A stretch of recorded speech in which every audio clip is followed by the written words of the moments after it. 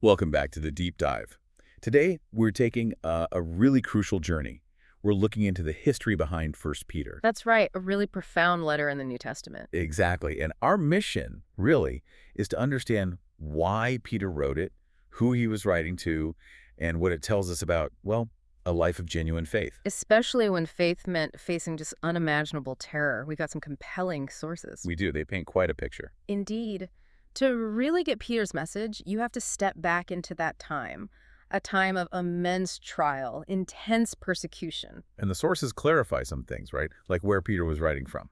Yeah, surprisingly, the Babylon region clears up some old debates, but mainly they show this specific era of suffering that really shaped the letter. Okay, so let's establish that setting.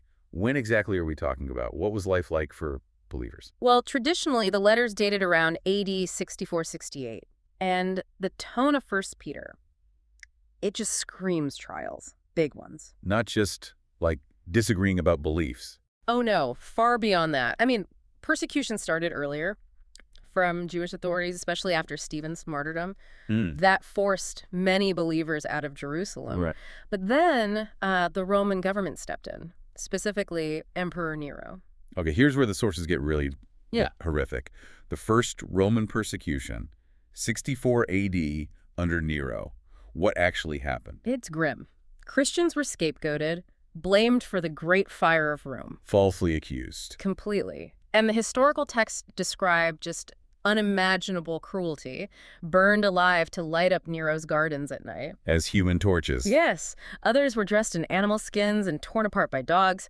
Some nailed to crosses, covered in flammable material and set ablaze. It's almost impossible to picture. And it's believed both Peter and Paul were martyred during this awful period. And this intense persecution, it wasn't just in the city of Rome itself, was it? No, exactly. While Nero's initial wave was centered there, the news and the fear spread like wildfire. Imagine hearing those kinds of rumors. They'd travel from Rome, through Macedonia, Greece, all the way to places like Asia Minor, where Peter was writing to, even Babylon, Palestine. So the fear was everywhere, even if the worst violence wasn't happening right next door yet. Precisely. It permeated daily life. It forced believers everywhere to ask, is my faith worth this? Is it worth my life? So in that climate of, frankly, terror, what does Peter's letter actually tell us about true faith? What did it take? Yeah, that's the core question. When believing in Jesus could mean horrific torture, Peter wasn't just talking about following religious rules. It's had to be deeper. Much deeper. The material suggests he's asking, what kind of faith holds up when everything's on the line? It demanded a truly personal relationship with Jesus. Knowing God's heart, as the sources put it. Yes, and an unshakable conviction that there's hope even beyond death. That's why the texts often say, in places with heavy persecution, you don't find many fake believers. Like wheat, not weeds.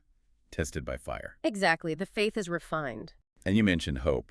The sources really emphasize hope as critical for enduring faith, don't they? Oh, absolutely vital. Alongside faith and love, it was the certainty of resurrection and future glory. If that hope falters. Then the present suffering becomes unbearable. Think of Paul in Romans 8.1 height.